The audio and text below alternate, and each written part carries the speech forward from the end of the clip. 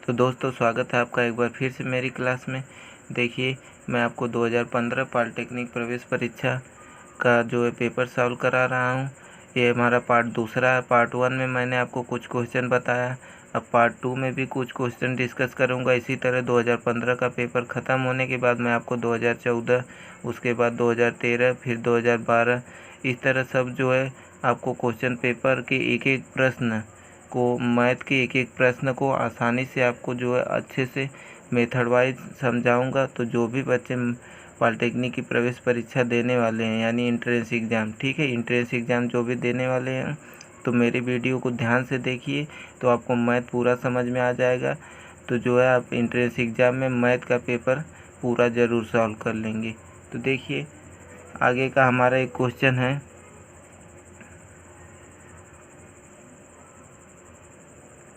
देखिए y/2/3 minus 2y/1/3 equal to 15, ठीक है। पूछा है का हल है।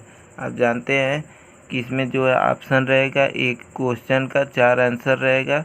तो आप इसको सॉल्व करने के बाद जो आंसर आएगा उसको सही का ट्रिक कर मार देंगे, ठीक है, सही का ट्रिक कर देंगे। तो यहाँ पे देखिए ये हमारा क्वेश्चन, चलिए मैं इसको क्वेश्चन नंबर 1 कर देता हूँ।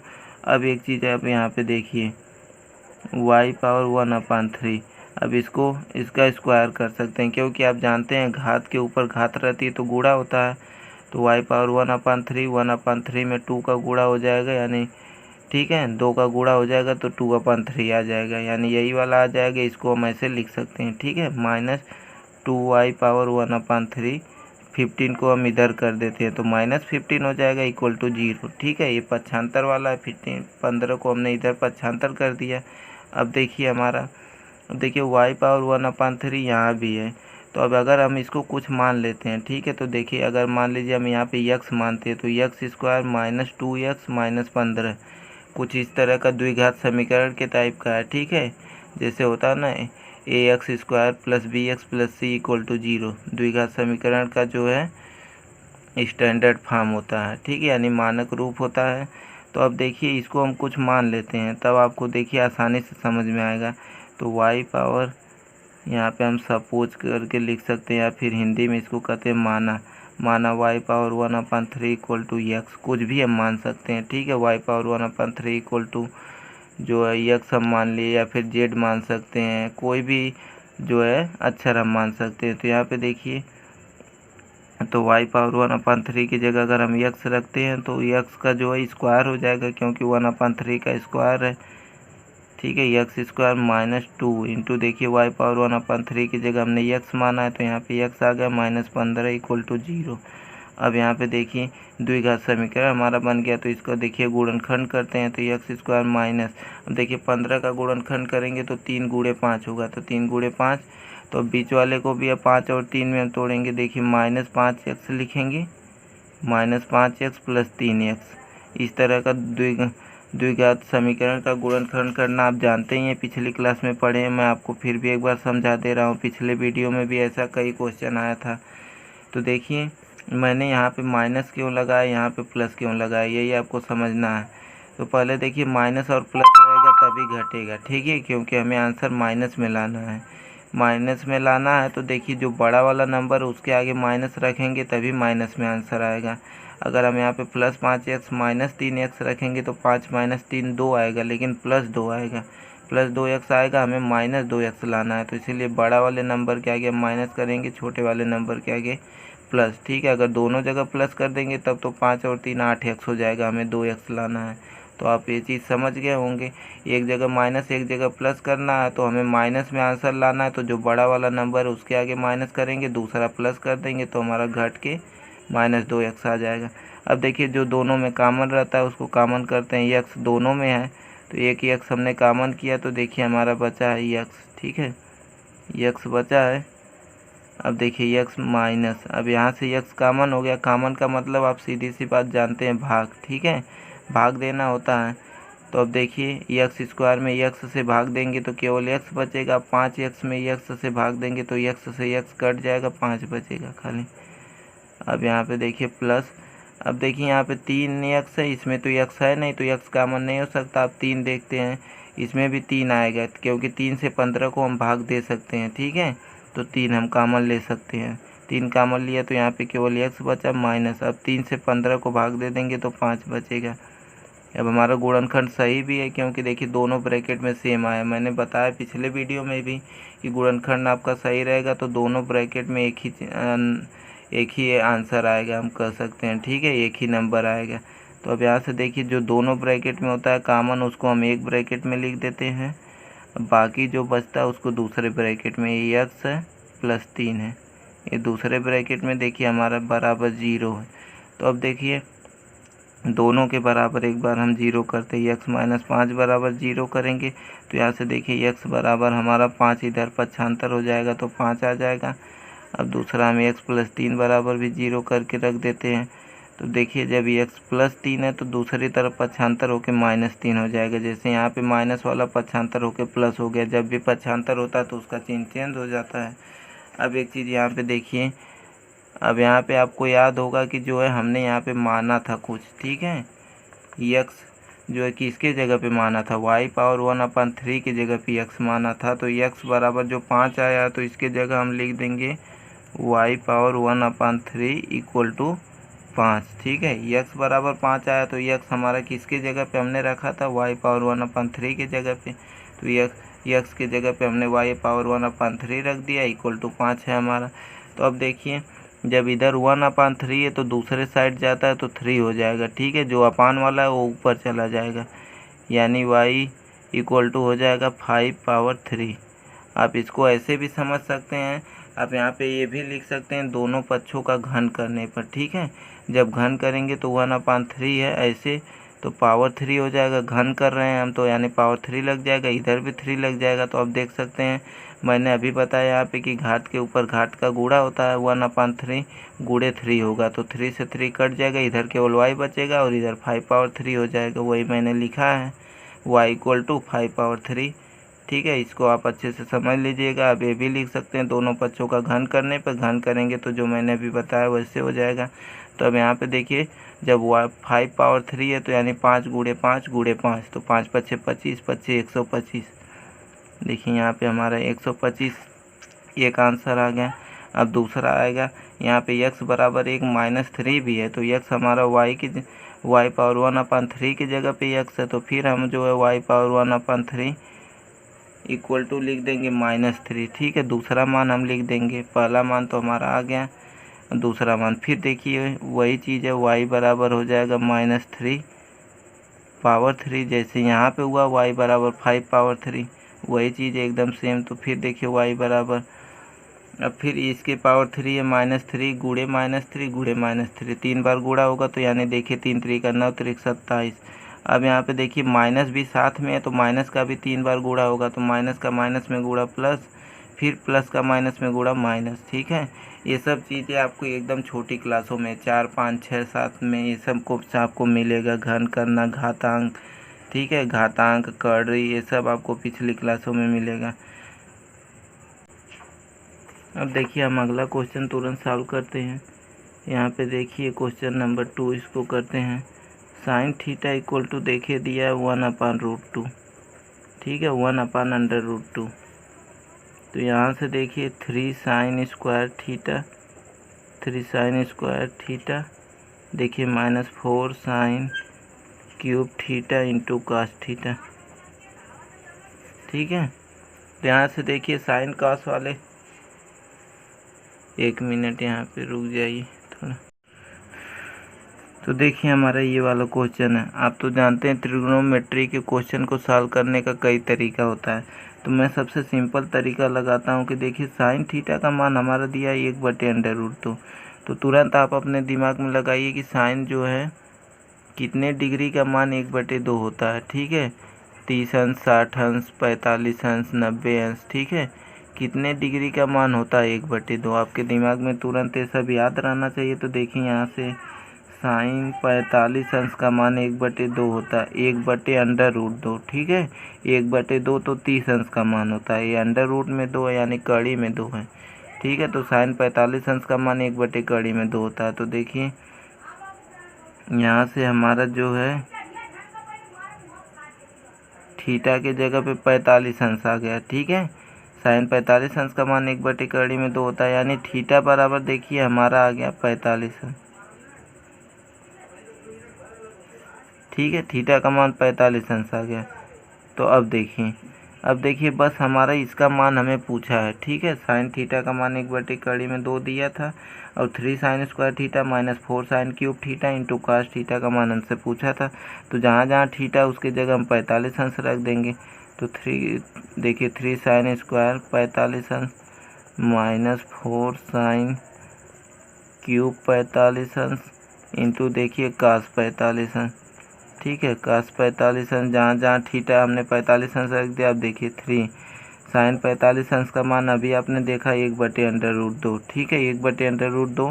अब यहाँ पे देखिए साइन स्क्वायर 45 अंश है, तो साइन 45 अंश का मान तो 1/√2 स्क्वायर है, तो स्क्वायर ऐसे ही हम लगा देंगे -4 इंटू। अब देखिए साइन 45 अंश का मान फिर 1/√2 होता है, लेकिन यहाँ पे घात 3 है तो घात 3 लगा देंगे इंटू। देखिए कास 45 अंश का मान भी 1/√2 होता है, यहीं पे दोनों का मान सेम होता है, ठीक है। 45 अंश पे साइन और कास दोनों का मान एक ही होता है, 1/√2 होता है। अब देखिए 1/√2 का जब स्क्वायर अप करेंगे तो अंडर रूट का स्क्वायर होगा, तो स्क्वायर है अंडर रूट हट जाएगा, ठीक है। यानी 1/2 आ जाएगा -4 इंटू। अब देखिए यहाँ पे देखिए आप इसका घात 3 है, तो देखिए 1/2 ठीक है। 2 हो गया इंटू 1/√2, ठीक है। ये सब तो आप घातांक पिछली क्लासों में पढ़ चुके हैं, इसलिए मैं इसको ज़्यादा डिस्कस नहीं कर रहा हूँ, ठीक है। देखिए अब इसके पावर 3 है, तो यानी √2 गुणे √2 गुणे √2, तो √2 का √2 में गुणा हो जाएगा, तो जो है आप देखेंगे कि 2 आ जाएगा। यहाँ पे मैं लिख के बता देता हूँ, पावर 3 है तो 3 बार गुणा करेंगे, इसे देखिए √2, यहाँ पे √2 गुणे √2 गुणे √2। अब देखिए जब कड़ी में कोई चीज़ रहती है तो 2 बार आता है तो कड़ी हट जाती है, ठीक है। एक ही चीज़ कड़ी में 2 बार गुणा हो जाएगा तो कड़ी हट जाएगी। तो यहाँ पे देखिए 2 आ गया, अभी एक हमारा कड़ी वाला बच गया, इसको ऐसे ही हम लिख देंगे, वही मैंने देखिए यहाँ पे लिखा है। तो अब देखिए इन दोनों के बीच भी, ठीक है, ये इंटू है यानी मल्टीप्लाई, ये गुणा है, ठीक है। तो अब देखिए 3/2, 3 गुणे 1/2 यानी 3/2 माइनस। अब देखिए 4 को अभी हम ऐसे ही रहने देते हैं, लास्ट में पूरा कट जाएगा। अब देखिए ये तो 2 हमारा है गुणे, ठीक है, √2 फिर √2, √2 का √2 में गुणा फिर 2 आ गया हमारा, ठीक है। तो यहाँ से देखिए नीचे हो गया 2 गुणे 2 4, ऊपर भी 4 है, यानी नीचे वाला ख़त्म, 3/2 माइनस ये पूरा 0 हो गया, ठीक है। यहाँ पे देखिए 3 इक्वल टू, ठीक है, इक्वल टू यहाँ पे 1 होगा। एक चीज़ आप ध्यान में रखिए, यहाँ पे जब कोई चीज़ काटते हैं तो 1 आता है, ठीक है। जैसे मान लीजिए 5/5 है तो 5 से 5 5 एकम 5 हमेशा 1 आता है, ठीक है। घटाने पे 0 होता है, जब उसी नंबर में से वो नंबर घटाएंगे तो 0 आ जाएगा। जैसे 4 में से 4 घटाएं 0, 2 में से 2 घटाएं 0, लेकिन काटते हैं तो 1 आता है, इसलिए 3/2 माइनस 1 कट के 1 हो गया। तो अब देखिए वही जैसे एलसीएम को सॉल्व करते हैं, 2 का 1 में गुणा, ठीक है, 2 का 1 में गुणा यानी 3 माइनस 2 एकम 2, यहाँ पे 2 आ गया, नीचे पूरा 2 हो गया। अब देखिए 3 माइनस 2 यानी 1/2।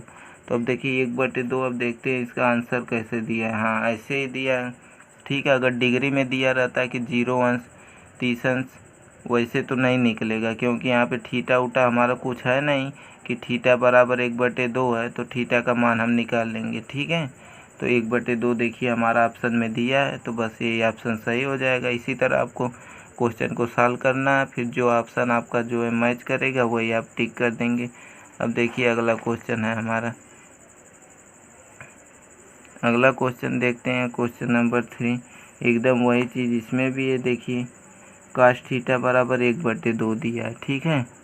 आपको सबका मान एकदम जो है याद रहना चाहिए। काश थीटा बराबर 1/2, तो tan 2 थीटा का मान ज्ञात करना है, tan 2 थीटा का मान ज्ञात करना है। तो अब देखिए बस एकदम सिंपल, आप काश थीटा बराबर, अब यहाँ से देखिए एक ये भी है tan 2 थीटा का फार्मूला, चाहे तो आप काश थीटा के पदों में रख दें, ठीक है।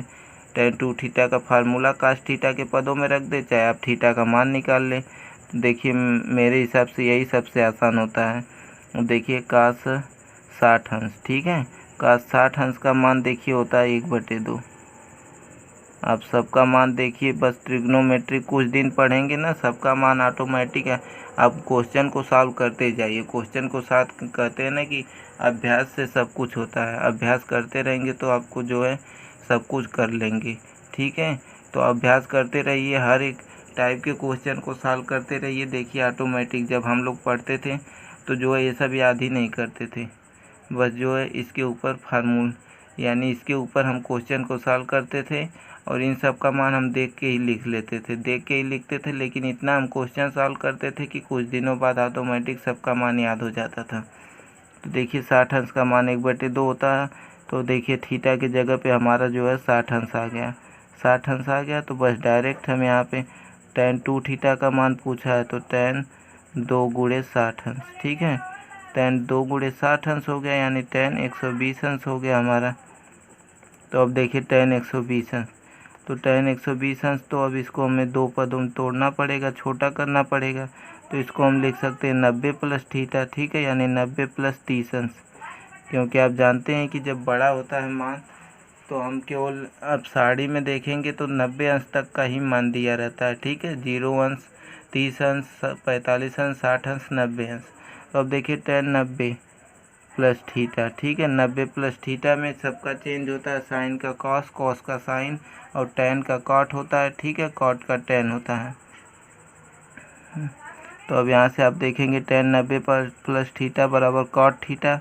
और अब देखिए प्लस माइनस का भी ध्यान दिया जाता है, तो प्लस माइनस का ध्यान दिया जाता है। तो अब यहाँ पे देखेंगे AS दूसरे में जा रहा है, ठीक है, 90 प्लस थीटा, पहले में 90 माइनस थीटा होता है और दूसरे में 90 से 180 होता है। तो दूसरे में साइन प्लस होता है, ये टैन है तो ये माइनस में आएगा इसका, ठीक है, माइनस कॉट 30 अंश। अब देखिए माइनस कॉट 30 अंश, तो जो tan 60 अंश का मान होगा वही cot 30 अंश का मान होगा। तो tan 60 अंश का मान √3 होता है, तो वही cot 30 अंश का मान आगे माइनस है, तो माइनस √3। देखिए इसका भी ऑप्शन दिया है, तो बस माइनस √3 हमारा सही हो जाएगा ऑप्शन, ठीक है। तो ये हमारा हो गया, ये भी क्वेश्चन सॉल्व हो गया। तो अब यहाँ से देखिए एक और क्वेश्चन है, सब इधर देखिए ट्रिग्नोमेट्री वाला ही क्वेश्चन दिख रहा है। तो देखिए इसको भी सॉल्व करा देता हूँ मैं, ठीक है। ट्रिग्नोमेट्री वाला एक और क्वेश्चन दिख रहा है हमारा।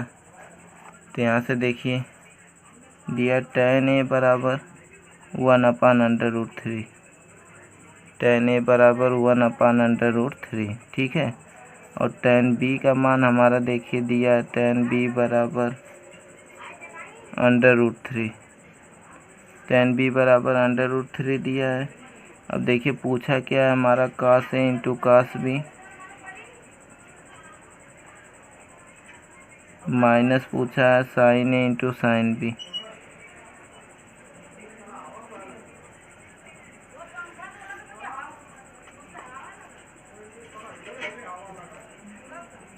sin a into sin b।